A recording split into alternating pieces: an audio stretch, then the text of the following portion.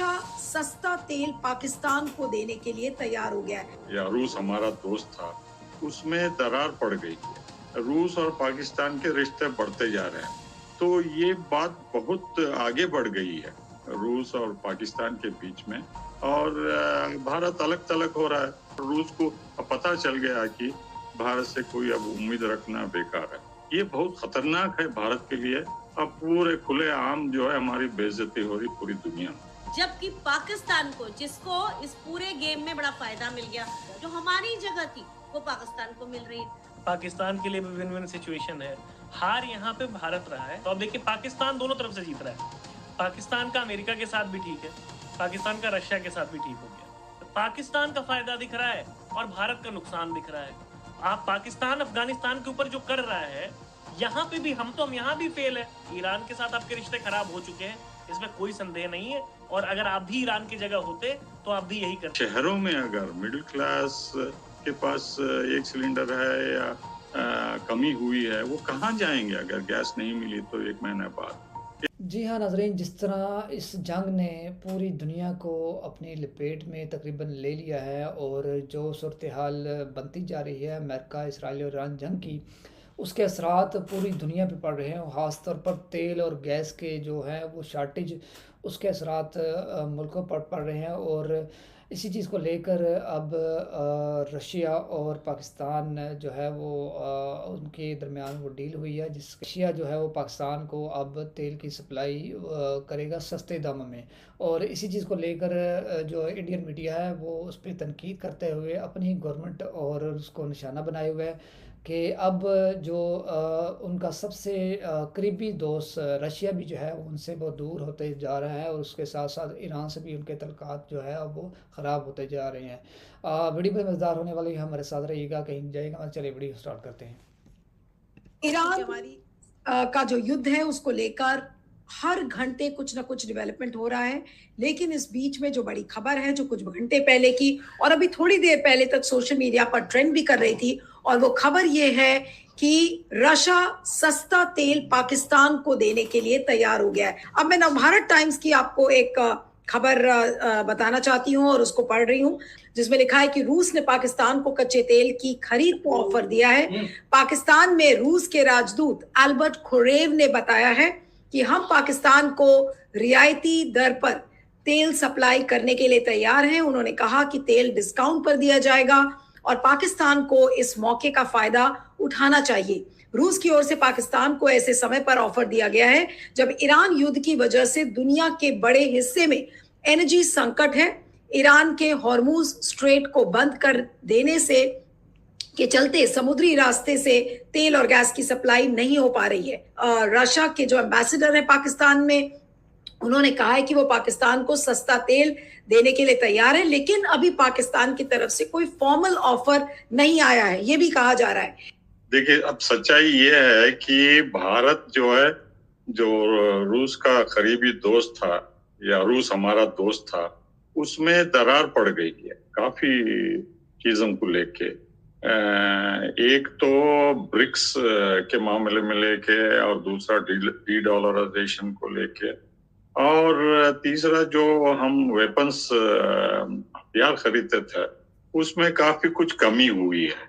और जिस तरीके से रूस देखता है, भारत धीरे धीरे अमेरिका और इजराइल के कैंप में चला गया है, और इसकी वजह से जो है ये भारत और रूस के रिश्तों पे भी असर नहीं हुआ है। तेल पे भी बंद करना इसका असर था, लेकिन ब्रिक्स पे भी इस पे काफी असर हुआ है। अभी कल ब्रिक्स की मीटिंग होनी थी, उसमें जो है कोई कंसेंसस नहीं था, कोई बातचीत नहीं हुई, कोई फैसला नहीं हुआ। और भारत का ये कहना है कि ब्रिक्स के अलग अलग देश, उनका अलग अलग इंटरेस्ट है और कोई यूनिटी नहीं है बोलते। ये मेरे ख्याल से ये फोनी आर्ग्यूमेंट है।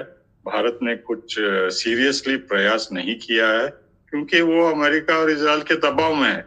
आपको याद दिला दूं, पिछली बार जब ब्रिक्स की समिट हुई ब्राजील में, जब प्रधानमंत्री वहां गए थे, तो ट्रंप ने कहा कि ये आप वहां क्यों गए, ये तो एंटी अमेरिकन अलायंस है, आप कहते हैं कि अमेरिका स्ट्रेटेजिक पार्टनर है और हमारे दुश्मनों से मिले हैं, तो उन्होंने खूब डांटा था और कहा था कि ये ब्रिक्स तो मर गया है, तो आप मरे हुए इंसान या ऑर्गेनाइजेशन के साथ क्यों रिश्ता रहता रखें, बोल के बहुत उन्होंने खपा उनकी एंगर बताया।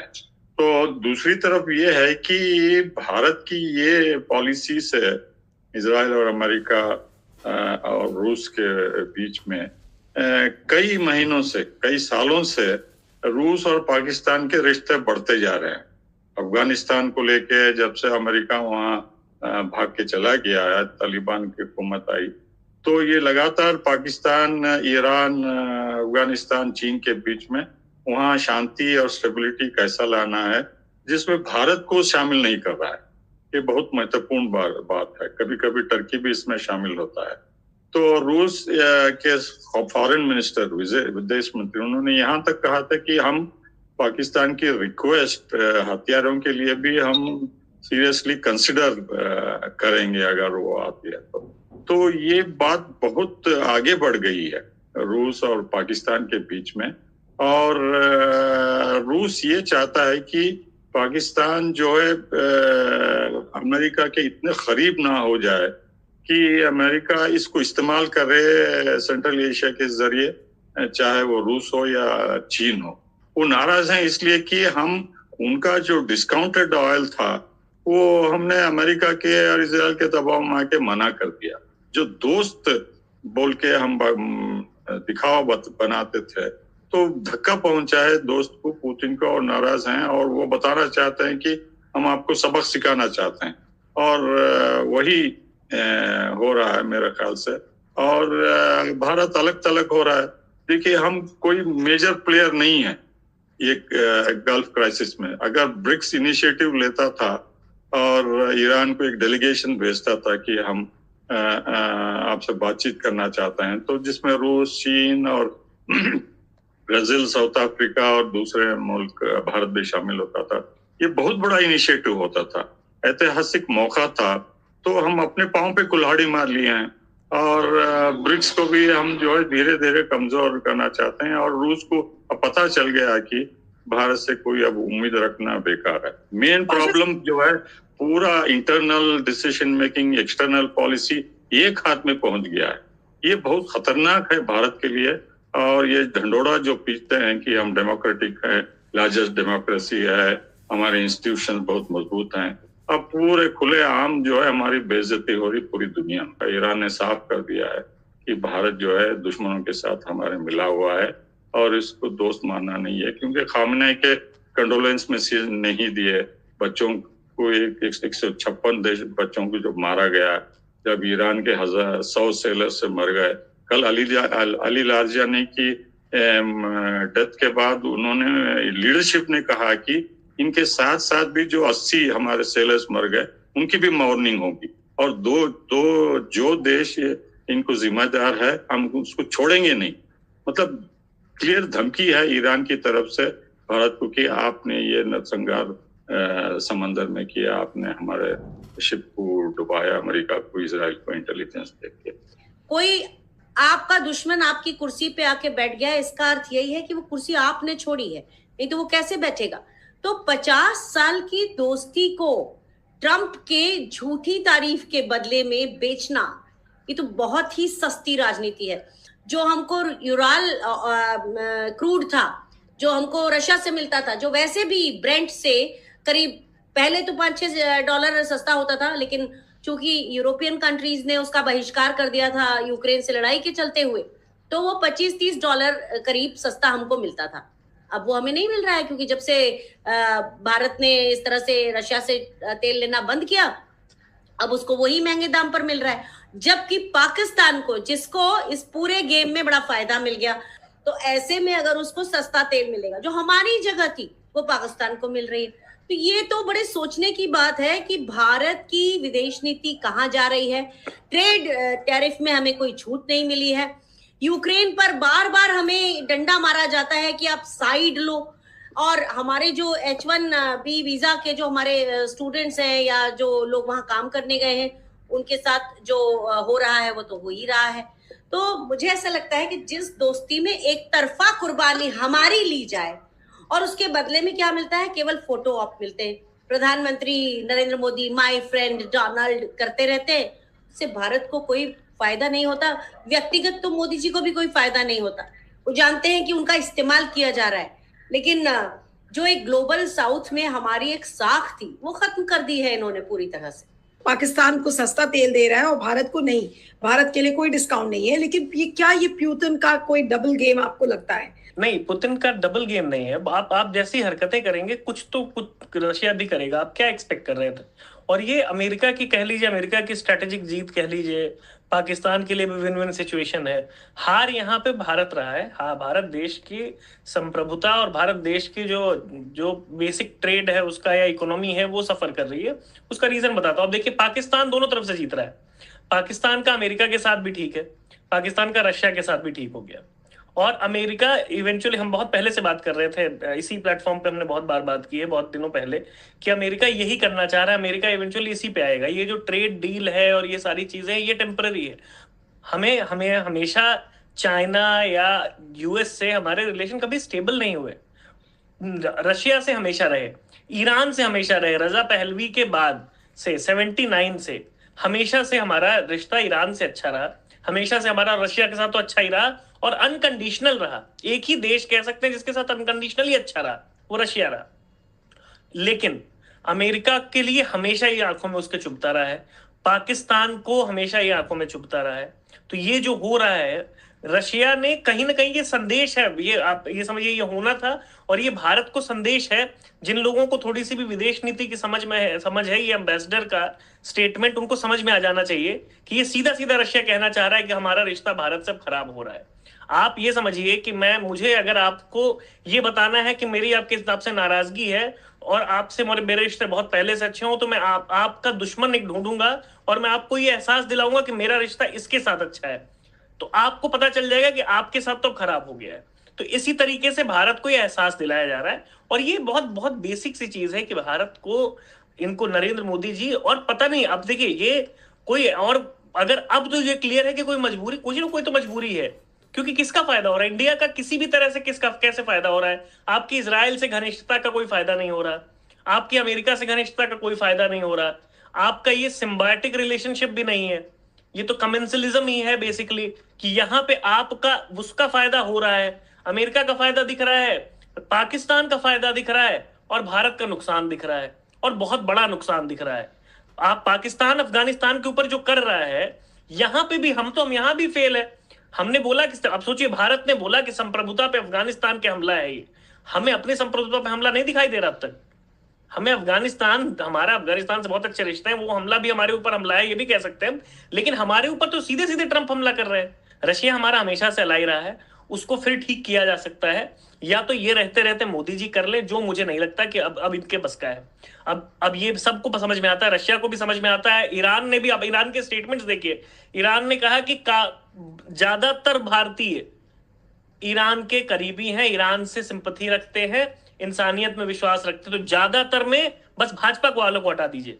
तो अभी ईरान के साथ आपके रिश्ते खराब हो चुके हैं, इसमें कोई संदेह नहीं है। और अगर आप भी ईरान की जगह होते तो आप भी यही करते जो ईरान कर रहा है। मैं तो इसमें भी ईरान की बहुत समझदारी कर बताऊंगा, जिस तरह से उसने डील किया है भारत को की तरफ, जैसा उसका नजरिया है वो बहुत अप्रिशिएबल है। वो दिखाता है कि हमारे रिश्ते, आप सोचिए, एक इंसान को, मुझे जब मैं देखता हूँ ईरान के स्टेटमेंट्स, तो मुझे कहीं ना कहीं गिल्ट फील होता है कि as a country, as a nation, as an ally, हम उतने लॉयल नहीं रह पाए जितना हमें रहना चाहिए था शुरू से। हम उसमें भी एक प्राइम मिनिस्टर का कॉल में भी हमको लेट हुआ, और वो क्यों हुआ उसका कारण कोई न पूछ रहा है ना ये बता पा रहे हैं। ये जो चुप्पी है आज भी हमारी सरकार की, आज भी जो चुप्पी है, ये चुप्पी क्या बताती है? ये कमजोरी दर्शाती है, ये मजबूरी दर्शाती है। लेकिन अब एक चीज जो साफ है, एकदम साफ है, वो ये है कि हमारा नुकसान बहुत बड़ा हो रहा है, और इसके नाते ये लाइनों में जो लोग खड़े हैं, ये एकदम अवांछित था। देखिए, जनता भारत की अब उनमें गुस्सा है। अगर आपके घर में एक ही सिलेंडर है, रूरल एरियाज में तो भूल जाइए, वहां तो अब लकड़ी इस्तेमाल करना, कोयला इस्तेमाल करना है, वो नौबत धीरे धीरे बढ़ जा रही है। लेकिन शहरों में अगर मिडिल क्लास के पास एक सिलेंडर है या कमी हुई है, वो कहाँ जाएंगे अगर गैस नहीं मिली तो 1 महीने बाद, या रेस्टोरेंट्स बंद हो जाते हैं तो कहाँ जाएंगे? पूरा हमारा निजाम, ट्रांसपोर्ट सिस्टम, एडमिनिस्ट्रेशन सब ठप हो जाएगा। ये बहुत खतरनाक है। अब रूस से भी तेल $120 पे लेने के लिए तैयार नहीं है और वो डिमांड कर रहे हैं कि हमें उसमें डिस्काउंट दीजिए, तो रूस मना कर दिया है यहाँ। तो हम जो है मजबूर हो रहे हैं सब दुनिया के सामने, और ईरान इसका पूरा फायदा उठाएगा, बदला लेगा, अनलेस यहाँ की लीडरशिप के आंख खुलते हैं। आज रूस भारत को अपना गारंटीड पार्टनर नहीं मान रहा है और भारत ने अपनी बार्गेनिंग पावर खुद कमजोर की है। और ये कैसे हुआ है? ये नरेंद्र मोदी जी की जो फिलहाल की नीति चल रही है। ग्लोबल साउथ में जैसे मैंने कहा कि नेतृत्व खोया है, और G20 की जब प्रेसिडेंसी तो मिली लेकिन इंडिपेंडेंट वॉइस उसमें भी नहीं रही। तो नरेंद्र मोदी जी इस सब के केवल एक मूक दर्शक हो सकते हैं। हो सकता है कि अमेरिका के सामने हाथ बांधे खड़े रहे हो इस वक्त भी, लेकिन उनके पास समाधान कोई होगा? सॉरी, मुझे नहीं लगता उनके पास कोई समाधान है, क्योंकि जो हमारी विदेश नीति में 2 चीजें थी, एक तो हमारी स्वतंत्र आवाज थी और दूसरे हम अप्रत्याशितता थी। हम वो नहीं करते थे जो सब सोच रहे हैं कि हम वही करेंगे।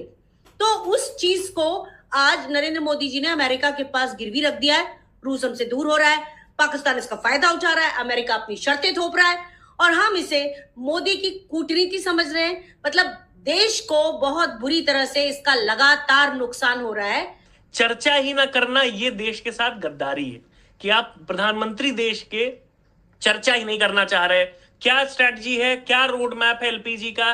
पहले तो भाजपा प्रवक्ताओं ने, भाजपा नेताओं ने साफ कह दिया कि कोई क्राइसिस है ही नहीं। इससे बड़ी बेईमानी क्या होगी उनके साथ? कोई हार्ट अटैक से मर जा रहा है लाइन में लग के। भाजपा नेताओं के, मेरे क्षेत्र के भाजपा नेताओं के बाप जो है, पिता जो है, 4-4 घंटे खुद लाइन में लगे हैं और वो नेता बाहर आके कह रहा कोई क्राइसिस नहीं है।